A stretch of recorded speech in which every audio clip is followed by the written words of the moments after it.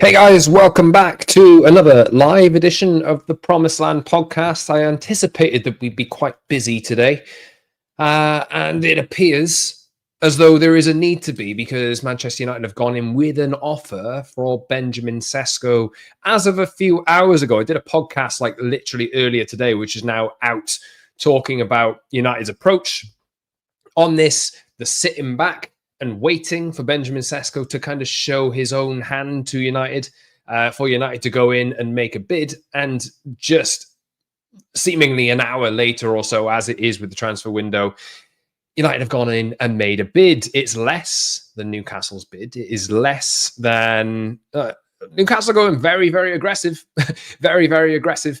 And I'm just trying to work out in my mind if United going in with a bid now, does that mean that they've already had the okay from Benjamin Sesko to go and do this deal? It seems as though that has been the modus operandi that they are going on in order to kind of get involved in this race. And the bid is in, and now we're in a waiting game of what's going to happen. What's going to happen? Are Manchester United going to get an answer off of Benjamin Sesko today? Are we going to be waiting until tomorrow? Are Newcastle going to pull out of this race? What the hell is going to happen? Anyway, yeah, please subscribe to the channel if you are new. The Promised Land of Manchester United podcast, all the links are in the description. Also, subscribe to this podcast on Apple, Spotify, and on YouTube as well if you've not done so already. Get in the live stream comments as well. Don't be afraid. Get involved. I would like to kind of have this be an interactive kind of show if you are watching along on YouTube. But I'll be running through. I'm sure you've seen it enough from a bunch of other places, but I'm sure that this is a real, not a surprise to me. But United are in this race now, and I'm kind of getting a little bit sick of it, kind of getting a little bit bored of it now. And we just hope really that we have some kind of resolution to this in a positive sense over the next, maybe even this evening, maybe even today. We will wait and see.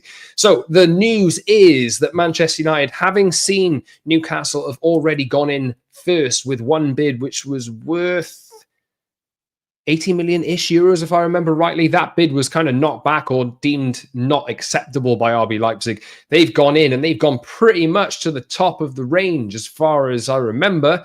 80 million euros plus 10 million euros. That is the latest bid that is in from Newcastle. Manchester United have now gone, and there's Suvic. And Manchester United have now gone and bid less than Newcastle, which is an interesting move. But the bid is in. Suvic is in the comments. And yes, but guys, if you're in the live stream, please get involved in the comments. I would like to kind of like bounce off you guys over the course of this show today. And we'll see how this one runs. Suvic says, "Hi, Scott. To me, the price is what it is. I'm more concerned by Sesko's indecision and the fact that he hasn't come out and said he wants us only." Shriram says, "Classic United miss out on Sesko when he moved between the RB teams by Højlund, and we're already cutting losses with him and bidding even more for Sesko." Is it that's not necessarily the case, though, is it? I think from what I've seen, this bid is, funnily enough, exactly the same in structure or in amounts in terms of like guaranteed money versus add-ons, exactly the same as what it was for Højlund a couple of years ago. We'll wait and see what happens here. Manpreet, hello, mate, says, "Hey, Scott, good to see some movement at least. Hopefully this flip-flop saga can get done one way or another." And added, at that time, Sesko didn't want to come to United as he felt he was not ready. He has said that in an interview as well, I think, since over the last year. So it'll be interesting to see. I'm just going to jump back to Suvic's comment here. The price is what it is. I'm more concerned by Sesko's indecision and the fact that he hasn't come out and said he wants us only. Now, Hacker's back. Hello, Hacker. I'll come to your comment in a second. Scott, to me, the price is what it is. I'm more concerned by Sesko's indecision and the fact that he hasn't come out and said he wants us only. The indecision is kind of annoying. I do agree. I want to see a resolution to this like today or tomorrow by the latest, to be honest, so United can actually go and get this deal done. I understand United's point of view, and I understand that United have wanted to go to Sesko and say, you need to tell us that we're the only club that you want to join. And that would kind of push Newcastle out the race. But I do get it from his perspective as well. Like, we didn't really know. Like, I think everybody's kind of been caught by surprise and caught off guard that United have gone in with a deal like this. You know, I was expecting really that what United were holding out for was for Sesko to kind of say what they wanted him to say, and then they come in with a bid worth around, well, much less than this.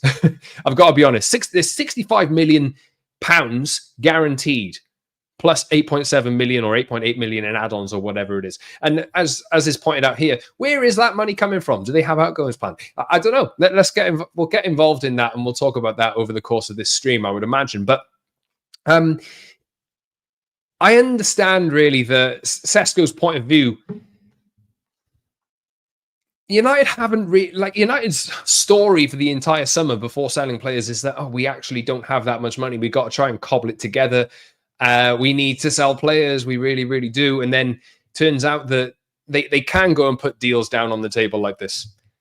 It's interesting. But I think maybe he didn't believe enough that United had the kind of financial might to go and meet the kind of demands that Leipzig are holding out for. I actually said earlier today, I thought that what would happen here is that United would come in with a bid and try and use Rasmus Højlund as a make-weight in this. I'm not saying that would necessarily have been a part exchange deal, but maybe United put as much money up as they put up for Benjamin Sesko, and then they know that, like Leipzig, as has been outlined by Fabrizio Romano in the last few days, they kind of like go to them and say, hey, here's Højlund. Do you want to kind of like do this bid at the same time? We can work together on getting like some kind of part exchange deal done, because we'll communicate to Højlund in that case that he can end up leaving the club. I would like Sesko to have come out and just said, yeah, I only want to join United. But you can understand why at the same time. Newcastle, like they're offering a good project for him. You know, this is a club that's in the Champions League. They have shown what they can do for a career like Alexander Isak's career. I think what for me, like, it doesn't really matter to me. As long as he does end up coming to United in the end, I think it's not indecision. It's more like I'm just going to see what all of my options are, and we'll go from there, really. Let's move on to some other comments. Hacker says, thought the plan was to get the striker that Arsenal didn't get for cheaper.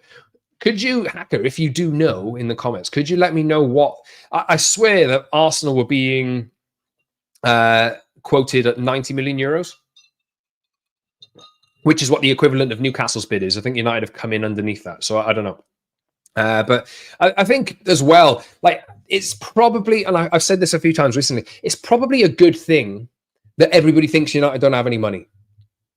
Because it might, I suppose the argument's moot in this case, because they are kind of overpaying in a sense. But, you know, if everybody knows that United are flush with cash, then they can extract as much money as they possibly can out of them.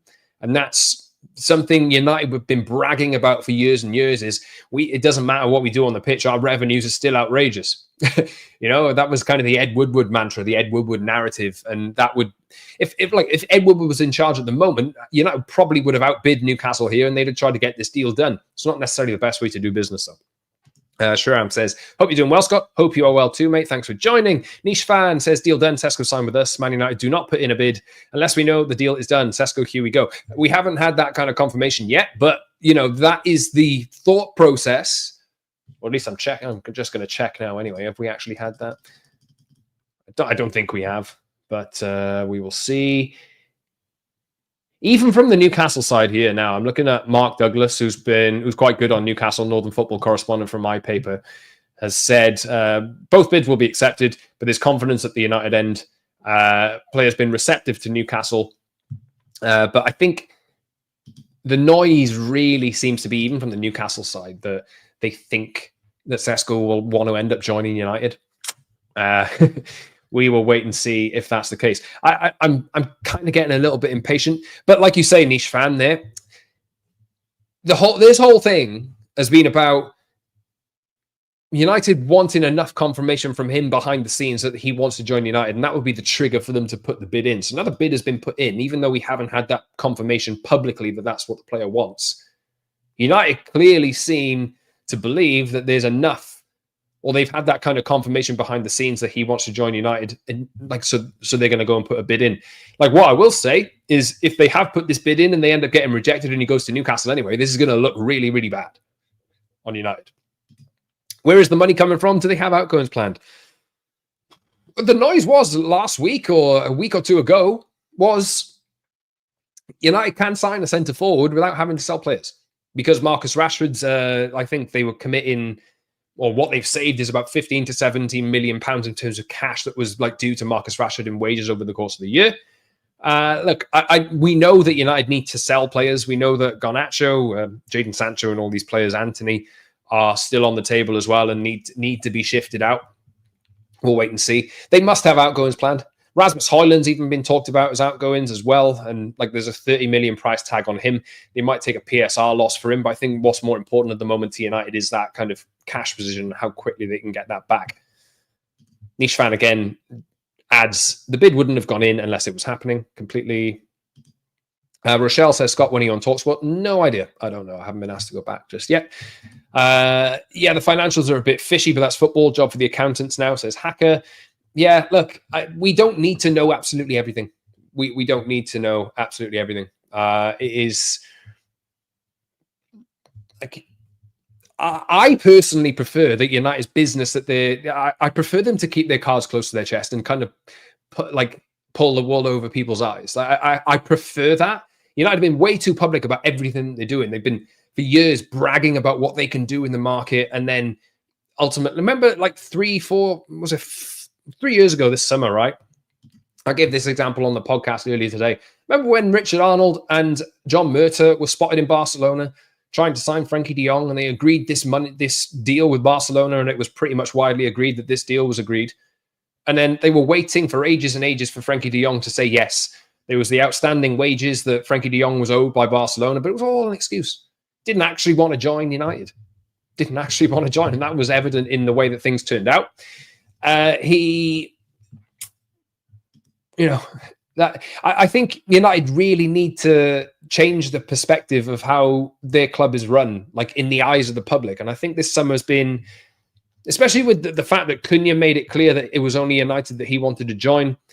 It was the same for Mbeumo as well, even though that took a way too long to do. I think it was like 6 or 7 weeks in the end between getting the confirmation that Mbeumo wanted to join United only and actually doing the deal.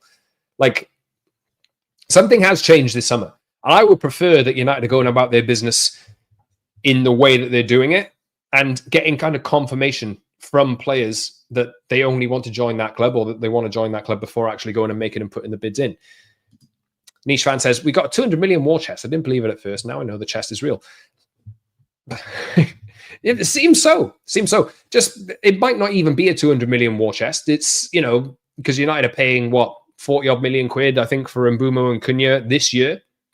And that will get easier over the next few years as well, because there will come a time where if United can actually start to maximize the talents that they have, and they're signing players for relative pittance who are coming into the youth team, and they don't actually make it as first-team players. You've seen a trend over the last few years of United going and selling off some of their academy products for small money, but with high kind of sell-on fees. And we've seen a few of those players leave for like Real Madrid and different clubs over the course of the summer, where United are kind of pocketing that money back. United have signed a hell of a lot of young players, and I think what they're trying to do there is to as well develop them to a point where they can get money back in profit for those kinds of players to raise their cash position. That's just a smarter thing to do, especially because they have so many contracts that they kind of lug down with. And I think United aren't really going to be out of the woods until they get all of these big, nasty contracts off their books. You've got the Harry Maguire contract, which is about £190,000 a week, I think.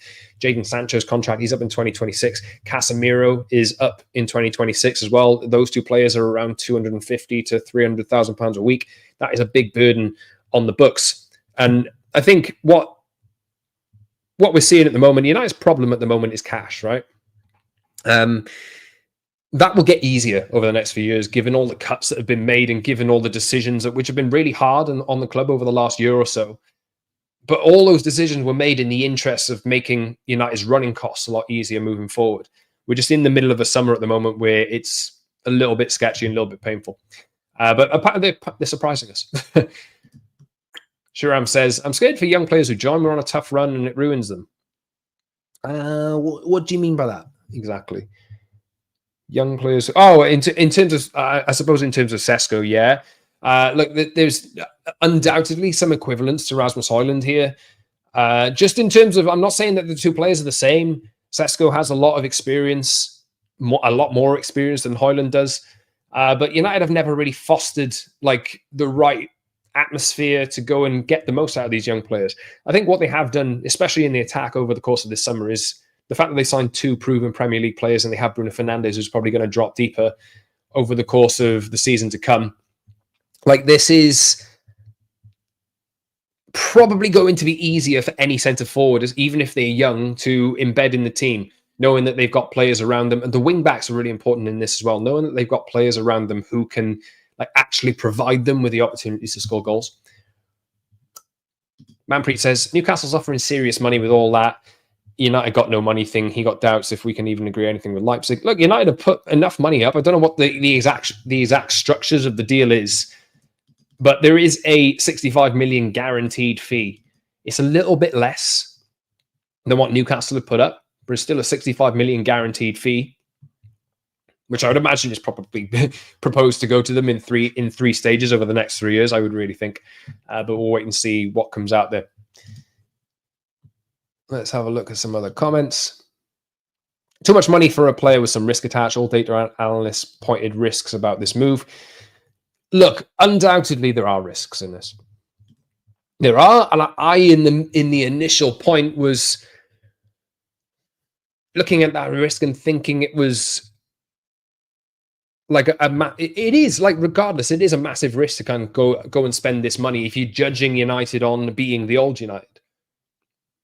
If United believe that they have sorted out the playing style and sorted out the attitude and sorted out like how they go up, like they need to get the best out of their players. And that's not only like Benjamin Sesko, that's going to be like the entire squad this year. We need to see improvements from everybody. And I think Ruben Amorim is communicating that as well. Sesko is a big risk in terms of the amount of money that you're putting out. There are so many equivalents to players that United have signed in the past.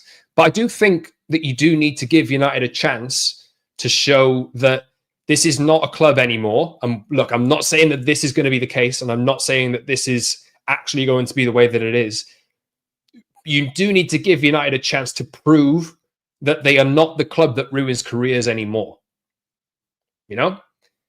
It's important to understand that this is a brand new, even from this time last year, this is a brand new team that are in charge of the football operation. Omar Barada, different person in charge. He obviously started last summer, but he was just getting his feet under the table at the time. You had Dan Ashworth, who was brought in there, and there was some kind of disagreement on how to operate things. Christopher Vivell has only just escalated to like a full-time role, and like his role in recruitment now. He was a bit part player for a little while. Jason Wilcox has gone from technical director to sporting director. You've got Amorim, who wasn't there this time last year, who brings and backs up that kind of cultural element, that importance of like working really hard for each other. And he even said the other day, like, if you're not working in training, I will show video back to the entire team of you not doing what I'm asking you to do. Like, it's an accountable culture, right? An accountable culture which needs to be respected and it needs to have time to kind of flourish and build on. And with that comes, you know, expectations of performance and lots of stuff. Like this new thing, even though we've seen iterations of like promises of this before, this new thing has only really just started, you know? And I think with the signings that were made in January, I think that like the jury's been out on Patrick Dorgu. I think it's way too fast to judge him. I like what I've seen out of him, especially over preseason, and I like what I saw out of him last season. I think he has had 6 months worth of adjustment time now, and he's kind of getting to grips with that wing-back role. There's a lot more for United to kind of eke out of this team. There really is a lot more. So what I'm saying is there is going to be risk attached, but you have to kind of trust. We can sit here and be miserable all day because United are crap, right? But you just have to trust that the people who are making these decisions behind the scenes, who are different personnel from what we've seen in the days of Richard Arnold and the days of John Murtagh, they're different people, right? Give them a chance to show that they're not like them. And you're not going to be able to make that judgment within 3 months. It's going to take longer than that. So that is my kind of take on that. I am admitting that there is risk with this. There is, but things have changed. So we'll see. Manpreet says, Newcastle set a deadline for today. If not a decision by end of day today, they're off the table. We'll wait and see. Like, maybe Newcastle do pull out of this race to save face. Maybe we could see that happening. Maybe we could see that happening. Newcastle, who, to stop them showing that they've got rejected or whatever it is, maybe they do say, well, our deadline's reached. Maybe that is the thing that leaves United on the table themselves, and maybe that's the way it goes. I don't know. Harry, hello, mate. I'm praying we should get this player. We will wait and see. Morgie says, I have concerns on this. On the player, would Watkins score more this season? And then on the fee, pushed up by the tune, having Isak money. But I'm pleased we have the money to further strengthen. Look, I said this in a tweet earlier. I'll get to... There's loads of comments, actually. I'm way behind. But I'll come to your comments. I'll be around for another half an hour at least, I would think. Morgie says, I have concerns on this. On the player, would Watkins score more this season? And then on the fee. Watkins might well score more this season, right? I think that is clear to see, to borrow a Ruben Amorim phrase. That is clear.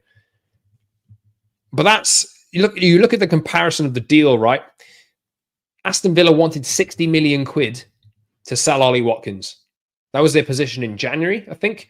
And that, as far as my understanding of like reading what's going on and this kind of thing, and reading if you're not, it seems like United have approached Villa to kind of check out the scope of the deal for Ollie Watkins. If they've been quoted at 60 million quid for Ollie Watkins, who's 29 going on 30 this year, paying 13 million quid or 14 million quid more for a player who's 7 years younger is worth the risk for me.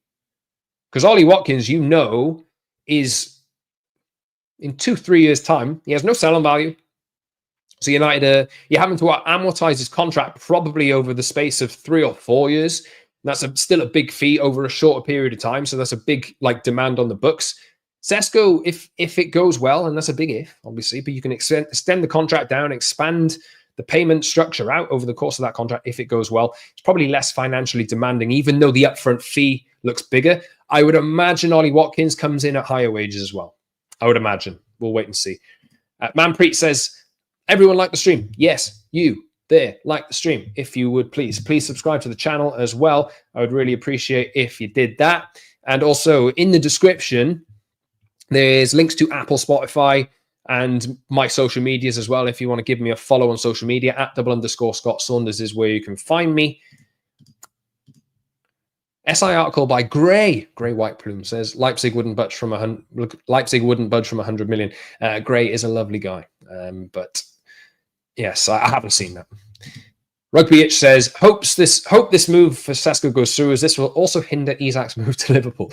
And yes, it has that kind of knock-on effect, doesn't it? Because Newcastle, I think it was put out there yesterday that Newcastle see this guy, Sesko, that is, as a successor or a replacement for Alexander Isak. So if you're looking at Liverpool and thinking, oh God, if they're going to sign Alexander Isak, they're going to be basically unstoppable.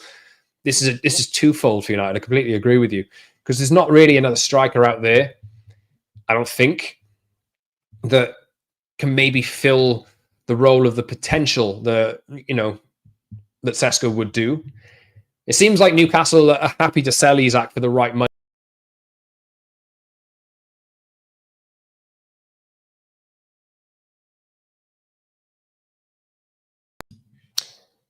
I'm back. Am I back? Let's see. I kind of held on my mouse there, right? And I've got one of these Apple mouses. So I must have just accidentally swiped on my mouse, and it took me out of the studio. Sorry guys, I'm back. Let's see. Right, let's see. I've lost myself there a little bit. Peter says, everything about our striker search has looked a bit weird after we didn't get to that. Well, that was the main plan, wasn't it? Oh, sorry. I think people have, because I fell out of the stream, I think people have started to leave. Please don't leave. Please come back. Yes, look, United saw Liam Delap as a market opportunity, and for 30 million quid, it would have done the job for a little while, because you're looking at potential in Liam Delap.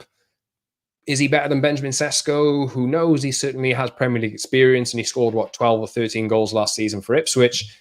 There's reason to believe that he could have been more of a plug-and-play option than Sesko is. But he's gone to Chelsea, and Chelsea have signed another striker, so it's up to him. Hacker, I did ask for this. Arsenal had negotiated up to 90 million for Sesko, but bailed. Where are United at the moment? They are at, I think, $98 million. I did some of the equivalents, right? So, what is it? It was 75 million euros plus 10. So there are 85 million, and that is equivalent to around 74 million in pounds, all in 65 plus 8.8. And then because we like to round up and because we like to use all the currencies, it is around $98 million. Or you can round that up in pounds as well to 100. Round that up to 100 million. So, right, Arsenal bailed when Leipzig asked for a sell-on clause, and that was right. I don't know if they're asking for a sell-on clause in this deal. I think that might be a deal breaker as well. We'll wait and see. Suvik says, I guess Sesko might feel a bit burned by Arsenal dragging it out and then pivoting to Gyökeres. He wants his move and is looking out for himself. Fair play. Certainly be interesting on the first day of the season if this deal goes through. And it's Gyökeres, who Man United wanted at the start of the season, lining up for Arsenal. And it's Sesko, who Arsenal wanted at the start of the window, playing for Man United. It would certainly be a little bit weird. But let's jump on a little bit longer, a little bit more. Tulip plays. Good news, Scott. I've arrived. Hello. I'm way behind. I'm way behind here. Let's try and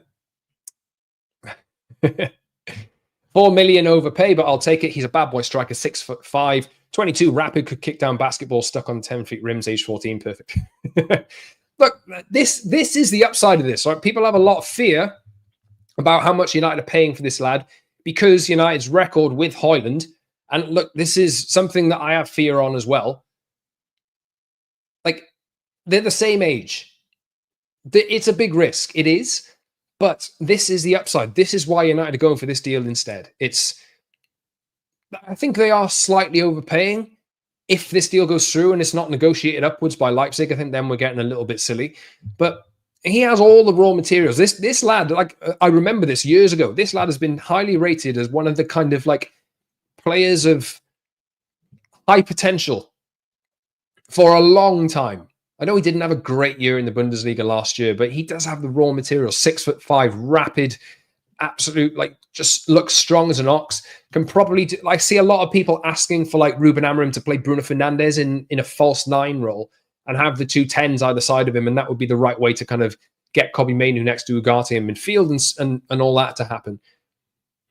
I really think a profile of striker like this is really important to Amorim because he's going to want that striker to be a big lump, and that's said in a very positive term, to kind of have that aerial presence, be able to have it fired into his feet, and so United can play off that front man and make the ball stick further up the pitch. He's going to want players to kind of run the channels and bully defenders, this kind of thing.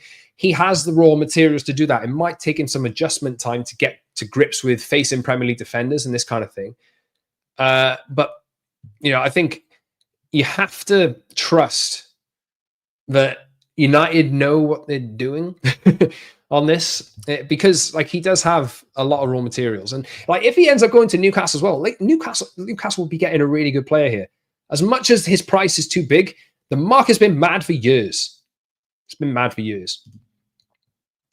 Mikey says, I don't think anyone truly knows the financial structure United are under. Most companies don't divulge their strategies bar legal commitments. United feel comfortable doing this deal. Let's see. Exactly. The noise out of United over the past few weeks is, and even Amorim, I think he said this in an interview at the weekend as well, we have money. We will be fine. Obviously, they need to sell players to kind of balance things out. But all the noise has been over the past few weeks that United are able to sign another player even before selling. Just checking to see if anything is updated just yet. Look, if you're in the chat, guys, and something does update, then please drop it in there, and I will I will react to it live if something actually advances. If we get a public kind of declaration of a decision from Benjamin Sesko, I will jump on and react to it as well. Michael Ball, hello, mate. I appreciate that a lot of fans want a midfielder, but Baleba would cost the same, if not more, than Caicedo did. 115 million plus add-ons, definitely a next summer move. I'm happy with Sesko if he comes. Look, right, this is a fair, complete argument, and I flip-flopped on this a lot. I want to see United go and sign a midfielder that is all action. The Carlos Baleba links are he seems to be the perfect fit, right? And I've seen people say, this money for Sesko is getting ridiculous now. Drop the bid and go and sign a midfielder. You're exactly right, though, Michael. Like, Carlos Baleba is going to cost 100 million, probably. I don't know. And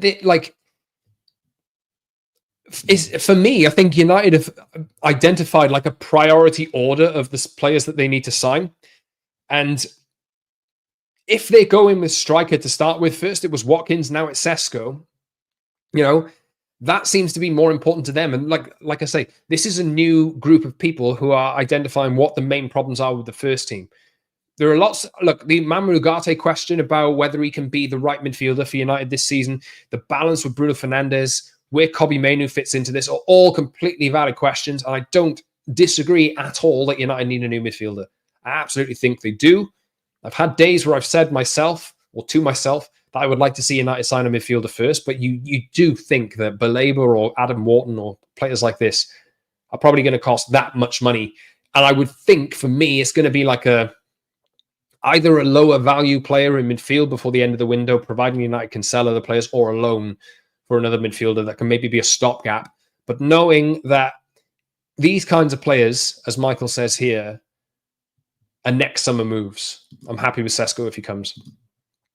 Hacker says, what does all these failed bids from Newcastle mean for Newcastle? No aura, no confidence in how the ownership. Newcastle don't even have a sporting director at the moment. Paul Mitchell left. I think from what I've seen, they're still in process. I think Ross Wilson, I think from Rangers, to come in and be that person. But I don't, as far as I've seen, he's not actually started yet. So Newcastle are kind of running into this summer in, I say disarray, but it kind of is, it would be outrageous for me to say that United seem to be more organized this year in comparison to Newcastle, given Newcastle just qualified for the Champions League. But that probably is the case. United don't actually have a settled structure. United had a sporting director they employed last year who's now left, for whatever reason. I don't know. Risk is not with the team. Risk is his profile. There's a lack of data effectiveness against set defenses, and also a lack of involvement in game, but big upside shot power and aerial prowess.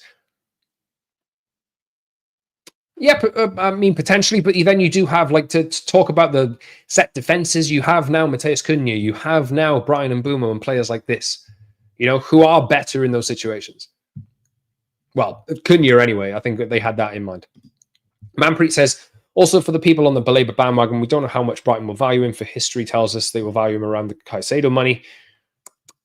Yeah, just touched on that. Look, there's some. I appreciate all you guys for jumping in here. There are a lot of comments, and I'm thanking you very much for getting involved. Amarin backing Bruno's comments of being lazy is uncalled for. It's his job to make them play, or at least give them inspiration to. I think he said that he's happy that the players are kind of making those judgments themselves, no? I don't know. Shuram says, would you have preferred Sesko or a proper midfielder? What was your priority given we already signed Mbeumo and Cunha? I think I said it a few times here already, and I'll just say it again. I change my mind every day, pretty much. And I'm not going to come out here and say that I firmly believe that a midfielder is better for United more than a striker, because the club know better than me. I'm not out here saying that. For me, I think I've said this right throughout the summer, that goalkeeper, really important. Whether they sign a goalkeeper or the profile of that, I don't know. Goalkeeper, midfielder, and striker, 3 of the most important positions that I want to see United address over the course of the summer. I've wanted to see that happen throughout the course. I don't know whether United will get those deals done, but right through the spine of the team is really important. And there's some days where I think a striker is more important. There's other days where I think a midfielder is more important. The club have identified that the striker is more important for the duration of the time. So I think that's the right way to go. If Sesko goes on to hypothetically have a career at United akin to Wayne Rooney, will anyone look back and think that 74 million was too much? Everyone seems reactionary to current situations. Yeah, exactly, right? Where people are so reluctant to kind of jump in and say, this is great because of United's record of developing players in the past. Right. Sorry, there's loads of comments. I'm just going to skip through. Fred's here. Hi, lads. Hello, mate. Thank you for joining again. Max says, first time joining a live chat. Been enjoying the podcast for a while now. Thank you very much, mate. Really, really appreciate it. Like there's many of you as well who I don't think everybody's jumped over here to this new YouTube channel yet from the podcast. So if you are, or if you have, and you want more of this kind of thing, I will endeavor to do more of this, and I will try and do it more throughout the season. As the channel grows as well, I'll have more encouragement to do it too. So thanks for joining, guys, and thank you to Mac for dropping a comment in for the first time too. Fred says, apologies for being late into it, Scott, but can we go through another season with Højlund alone? No, not really. No, United do need to sign a striker. Whether Højlund stays or not now, I don't know. But the noises out of United over the weekend was they will sell him for 30 million quid. And even Erik ten Hag's Bayer Leverkusen seems to want him. Tulip says, I wasn't joking about kicking down basketballs from 10-foot rims. There's video proof of it. I haven't seen this. Used to play basketball and dunk with ease at 14. Athletic freak. Sesko being that guy for years. Interesting. Speaking of like old clips and that kind of thing, did you know Erling Haaland did a rap video when he was a teenager as well? I think that is out there on the internet somewhere. But I haven't seen this Sesko video. Richard, hello, mate. Says, hey, Scott, just back from a fortnight's holidays. This feast for Sesko is insane. We should have used the funds for a midfielder. We also need a new keeper for... before the window ends. Is that Ribena or Summer Fruits? It is Robinson's Blackcurrant, I want to say. Robinson's Blackcurrant with a bit of ice in it. But hope you had a great holiday. I am going on holiday myself in a couple of weeks as well, right as the season is in swing, which is a bit of a pain. But we'll see. I'm sure I'll try my very best to kind of come to you with more podcasts and that kind of thing over the course of that, because we're right in the busy season of it. Can't wait for all the hype of our first match against Arsenal with Sesko and Gyökeres as attackers, and either of them is ready, and Højlund and Havertz start as forwards in that match. You just know that's going to happen, by the way. You just know that's going to happen. Funny.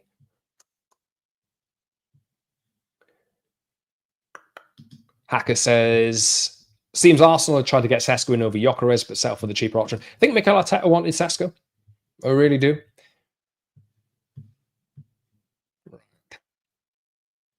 Tulip says, check out the clip after the stream. He also did a crazy kick versus Liverpool where he looked like he was on the moon, crazy hops. I have seen that goal as well. That kind of... he can really strike a ball really hard, you know? I've got a hellacious sore throat, mate. Any tips on getting rid of it? Says David Sinclair. Is that interesting picture? Just fight it off, man. You know, this squash is working for me, even though my voice is going a little bit rogue here as well. Kiefer Moore to Wrexham confirmed. Fantastic. And Tulip has seen Haaland's rap. It's diabolically bad. Yes, indeed. Suvik says, to me, I prefer a striker over a midfielder this summer. 15th-place finish is down to lack of goals, not the lack of a holding six. It's true. This is true.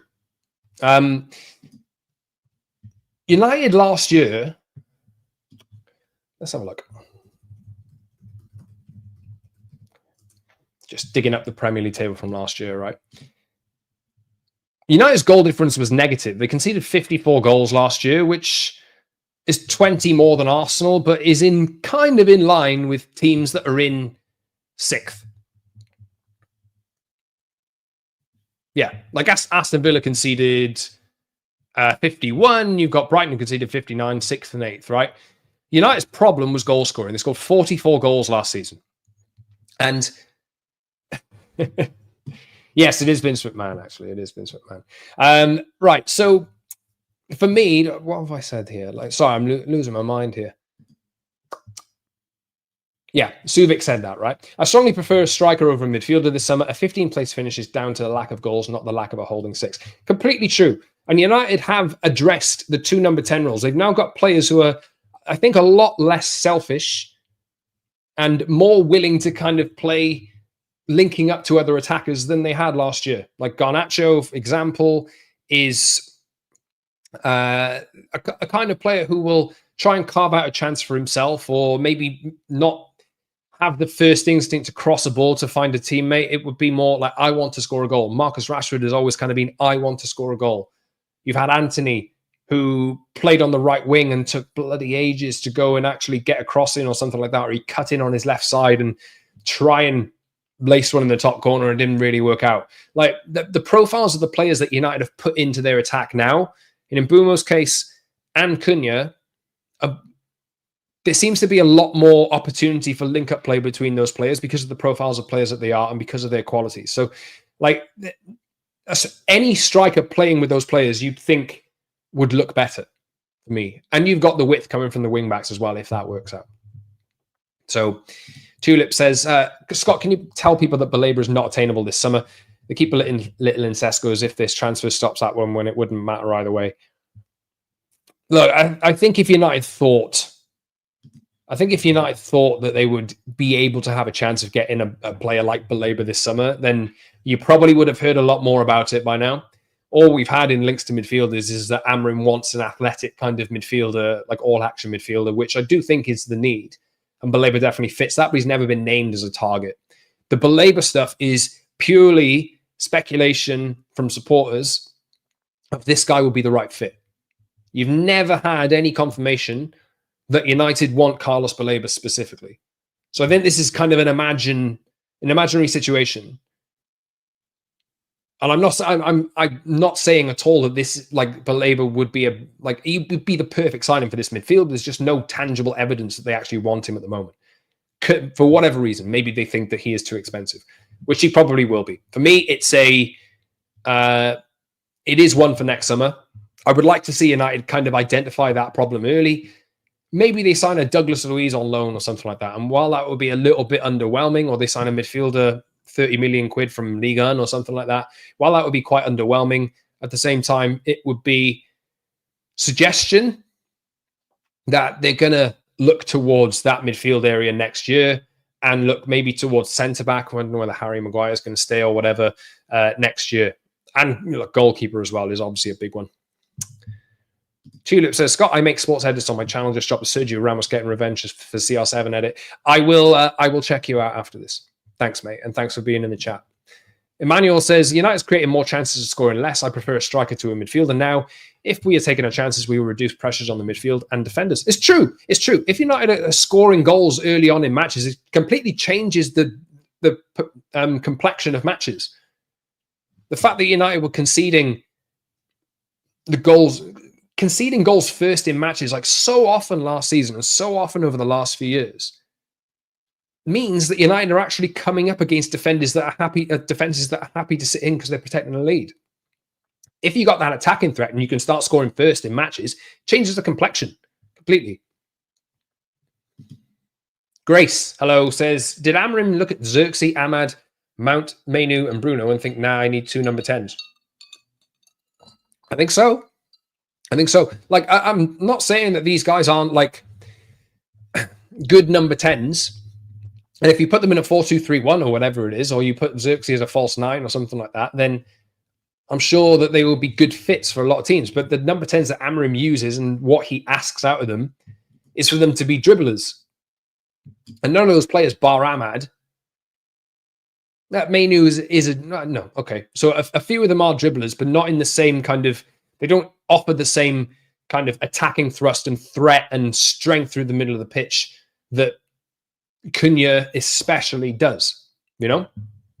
Xerxes kind of has it, but, you know, he can wriggle out of spaces, but he doesn't really have that kind of pace. And I saw Cunha press the other day. I was like, wow, actually, you're a hell of a lot quicker than I thought you were. We saw Cunha 2 seasons ago on the opening day of the season at Old Trafford absolutely tear United to shreds by carrying the ball through a massive space in the midfield.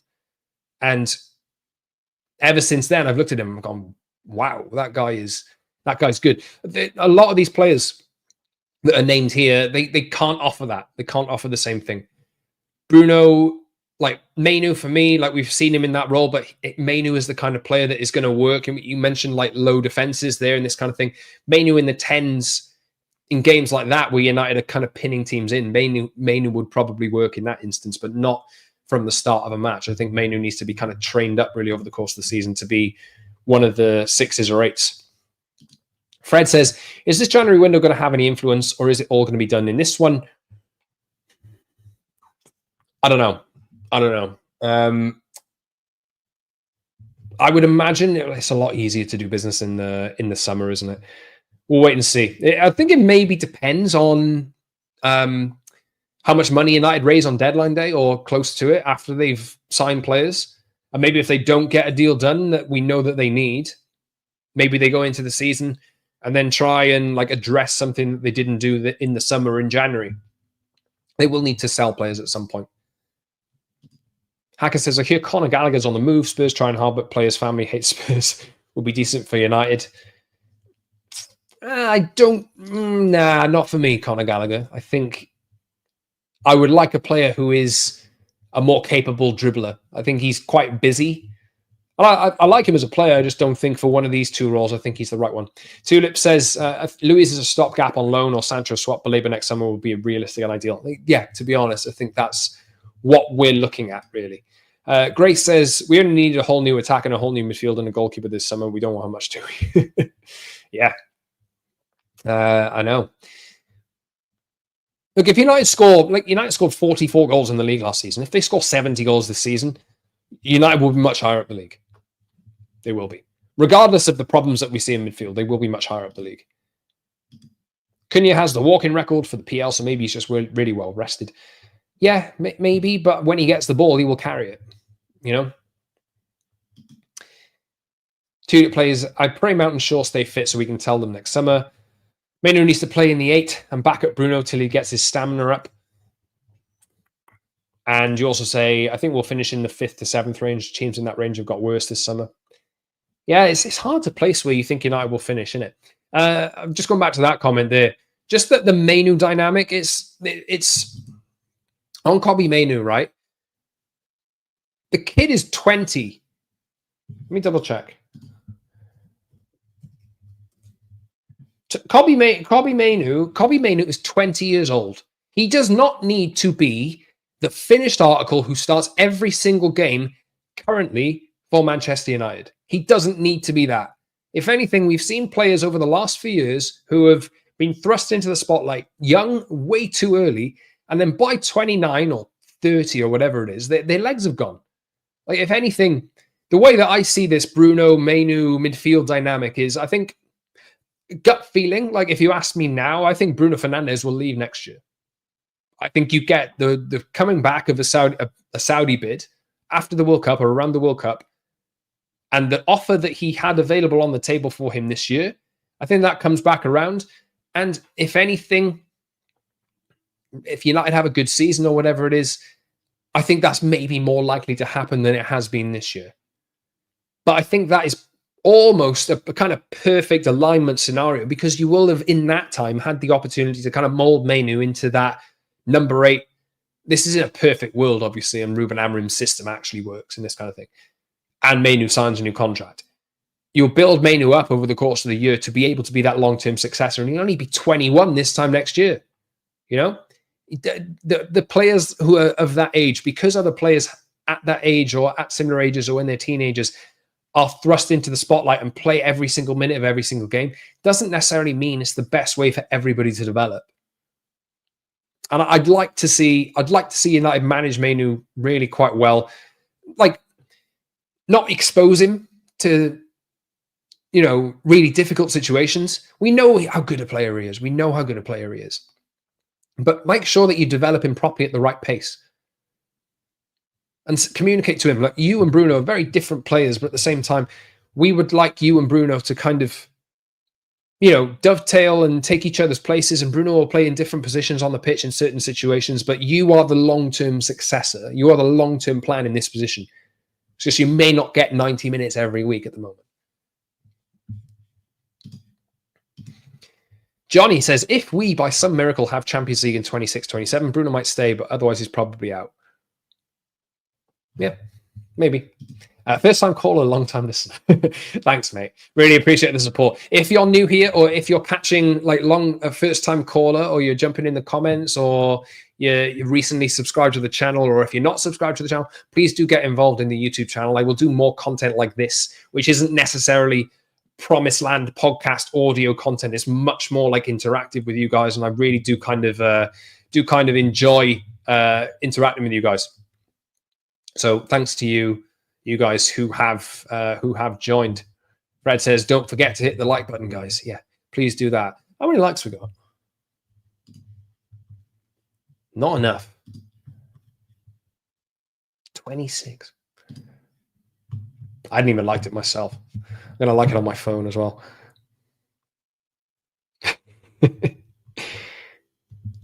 Sorry, I'll be back in a second. I'm just practicing what I preach here.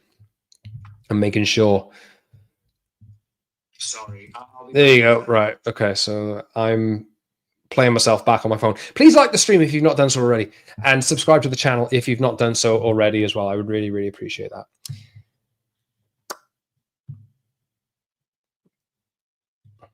Balto, that is that's not Manchester United, mate. I don't even know how to get rid of this. How do I let's see. Okay. I need a mod. I know I do need a mod, so I'm modding myself at the moment. There you go. Sorted. I mod on a few channels if you need. I don't really even know how modding works. If you would like to mod, then I would really I have done that. Right, okay. So if you would like to be a mod, I haven't made enough content, I don't think, to have mods, but if you guys want to be that, then get in touch with me. Frankie says, do you have any plans to get guests on the podcast going forward? Yes, I do. I would like to. God, you guys, there's lots of people who are keen to mod. Thanks very much, guys. Do you have any plans to get guests on the podcast moving forward? Yes, I do. I would like to. I was speaking about this yesterday to someone. I know that there will be people who want to join the podcast based on experience that I've had of people actually coming on the podcast previously. I'm just too shy to ask. I really am. I'm just too shy to ask, and I'm too shy to ask for favors from people. That's mainly the thing that's stopping me from having guests on the podcast. But I think at one point I had planned to kind of have like maybe one guest a week on, knowing that I do around 4 or 5 podcasts or whatever it is. I think that's probably the right way to go forward. But yes, it is in the planning. I just need to kind of like suck it up a little bit. Tulip Plays, type my username into your mod settings so I could help you out with that. Can you just like leave a comment underneath saying I'll mod, and then I'll sort it out for you guys? Just because I might forget by the time that I end up finishing. But I really appreciate it. Lord Rodney Trotter as well says mod me up. I don't know if I can swear on this, so but thanks you guys. Let's check the latest out. My Twitter notifications are absolutely popping off today. Maybe I'll switch this up. I haven't heard anything yet on the latest from Sesko. Let's see if there is anything. Nah, nothing new. Nothing new yet. What do you guys think, if you're still here, what do you guys think the kind of like value that United should be getting at Alejandro Garnacho is? As Hacker says, you're right in my head here. Chelsea buying Garnacho for 30 million does my head in. They'll rinse and recycle him out for 50 million. Does my head in too. I don't know if that's going to happen. What I've seen, the fact that I've seen Everton go in and bidding like 40 million quid for Tyler Dibbling, and Southampton have put it out there that even earlier in the summer that they want 100 million quid for Tyler Dibbling. And we're thinking that Garnacho's worth 30. Again, like I've said a few times, like give this new group of people who are in charge a chance to prove themselves, right? Give them a chance to show that they're actually changing United around, and give them a chance to stick to their word as well. They've stuck to their word on saying, and this could blow up in their face, potentially, if Sesko goes and chooses Newcastle. They only go in and make bids for players when they know that that player wants to join them. They've also said, we don't need to, like, Ruben Amorim said, yeah, we need to get these players out. They need new challenges and this kind of thing. But they've also said, if clubs don't match our asking prices, these players, we will keep them. You know? And as much as I would like to see Garnacho, I think it's the right move for Garnacho to leave the club. 30 million quid is not market value for Alejandro Garnacho at the moment. I don't care if people think that he's out of the project. You've got Nicholas Jackson. Chelsea are asking for 80 million quid for him. He might not be communicated as out of the project and excluded completely, but at the same time, Chelsea have signed 2 strikers in the space of 6 weeks or whatever it is. And you're telling me that Jackson's a priority for them? Just because there's not been a fallout doesn't mean he's a priority. You know? I think personally, my kind of idea of valuation on Garnacho, if you're getting 40 million quid plus 10 million in add-ons and a sell-on clause or something like that, because you probably can't realistically ask for 70 million now, it is like, you should be looking at in the 40 to 50 million range. I think 50 million total package is okay. But I don't really want to see United go in and like submitting just and giving Chelsea an opportunity like that, because as much as like he's ticked off a lot of people, Garnacho, he is a very good player. Like, and he can be, for the right team, a really good player. We were talking I think people were talking a few years ago of, oh, well, that day will come where Garnacho is going to join Real Madrid for 100 million quid or whatever it was. We're a mile away from that now, but he's still a talented player, you know? And as much, I don't want to see United kind of entertain the Nicholas Jackson transfer out of Chelsea. I don't want to see that at all. Mainly because it's playing into Chelsea's hands and you're strengthening a rival in a sense and giving them the money back for players that they don't want. It's exactly the same with Garnacho. Make sure, if Chelsea are the club that he wants, make sure that they meet the asking price that you want. Because there are players like Jamie Gittins. There are players like Noni Madueke. Tyler Dibling could enter that range. He's got no experience at all. He's played for Southampton. Might be talented, but he's had no experience. Garnacho's levels of experience in Premier League football, the levels that he's decided in matches, scoring in FA Cup finals and this kind of thing. You're telling me he's worth 30 million quid? 30 million quid? Absolutely not. Garnacho needs a social worker to teach him basic human interaction rules or actual interaction values. A child who's a father to a child. Yeah, talent has a price, surely. Tulip says there 50 million total package minimum or 30 million with a 50% sell-on clause because we know Chelsea sell high. We'll wait and see. We'll wait and see. He's a talented lad, though. And there's like same thing with Anthony as well. Same thing with Anthony. The fact that he's holding out for Betis, who don't want to sign him on anything but a loan.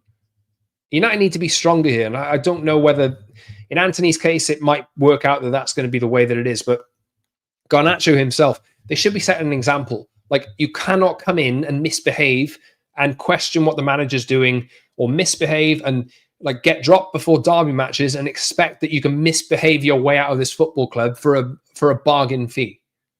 That's not how it should work at all.